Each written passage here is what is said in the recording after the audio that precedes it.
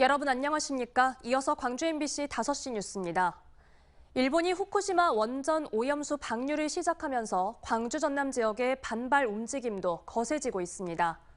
광주 전남의 250여 개 시민사회단체가 모인 일본 방사성 오염수 해양투기 저지 광주 전남 공동행동은 오늘 광주 동구 충장 우체국 앞에서 긴급 기자회견을 열고 후쿠시마 오염수 방류를 즉각 중단할 것을 촉구했습니다. 또 대한민국 정부도 방조를 넘어 공범으로 전락했다며 일본을 국제해양법 재판소에 제소하라고 정부에 요구했습니다. 이후 국민의힘 광주시당 앞에서 이어진 기자회견에서 민주노총 광주전남본부도 오염수 투기 중단 요구를 이어가겠다고 밝혔습니다. 더불어민주당 광주시당 소속 광역기초의원들은 오늘 일본은 세계인의 생명과 안전을 위협하는 민폐를 멈추고 윤석열 정부는 일본의 핵오염수 방류 중단을 요구하라고 주장했습니다. 이들은 광주시 의회에서 기자회견을 열고 대한민국 국민의 85%가 핵오염수 해양 투기를 반대하고 있다며 우리 정부는 방조나 옹호가 아닌 투기 반대로 국민의 엄중한 명령을 이행하라고 말했습니다. 그러면서 국민의 명령을 따르지 않고 국민을 억압하고 호도하는 권력은 결국 국민의 심판을 받을 것이라고 꼬집었습니다. 일본 원전 오염수 방류가 가져올 파장과 대책을 논의하는 생방송 토론이 오늘 밤 광주 MBC TV를 통해 방송됩니다.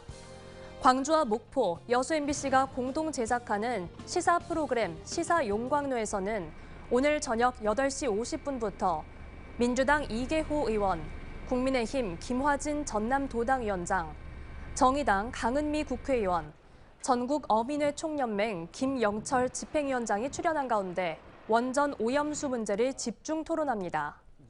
오늘 방송은 광주와 목포, 여수 MBC 유튜브를 통해서도 실시간 중계될 예정입니다. 오늘 오후 1시 20분쯤 광주 북구 광운교 아래 천변길에서 72세 정모 씨 등 3명이 고립되는 사고가 났습니다. 이들은 출동한 소방대에 의해 50여 분 만에 무사히 구조됐으며 다행히 다친 사람은 없었습니다.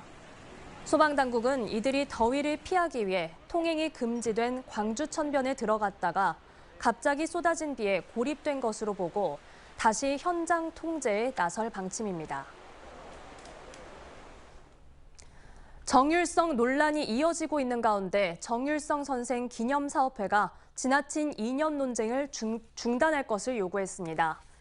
사업회는 오늘 성명을 내고 광주 항일운동 집안에서 태어난 정율성은 중국으로 건너가 독립운동을 하던 중 음악으로 업적을 쌓은 인물이라며 20년 전 한중 문화교류 차원에서 시작된 사업을 하루아침에 중단하라는 것은 옳지 않다고 강조했습니다. 그러면서 중국에서 유명한 음악가가 되고도 남북 분단으로 해방 후 고향으로 돌아오지 못했던 정율성에 대한 평가는 역사에 맡기자며 논쟁 확대 중단을 요청했습니다. 광주 전남에서 중소기업이 전체 기업의 99.9%를 차지하는 것으로 조사됐습니다. 중소벤처기업부에 따르면 지난 2021년 기준으로 중소기업 수는 광주 19만 8,200개, 전남 28만 2,800개로 전체 기업의 99.9%를 차지했습니다. 이는 2020년보다 각각 4.4%와 5.1% 늘어난 수치인데 종사자 수로 보면 광주 91.7%, 전남 92.6%가 중소기업에 근무하는 것으로 조사됐습니다. 매출 규모는 광주 74조 8천억 원, 전남 85조 1,700원으로 2020년보다 각각 11.2%와 9.2% 증가했습니다. 전국의 아파트 매매가와 전세가가 상승폭을 확대하고 있지만 광주 전남은 여전히 하락세를 보이고 있습니다. 한국부동산원에 따르면 이번 달 셋째 주 광주의 아파트 매매가는 0.01%, 전남은 0.06% 떨어졌습니다. 전국의 아파트 매매가가 0.7% 상승하고 전주 0.4%보다 상승폭이 확대된 데 반해 광주 전남은 여전히 침체 국면을 벗어나지 못하고 있습니다.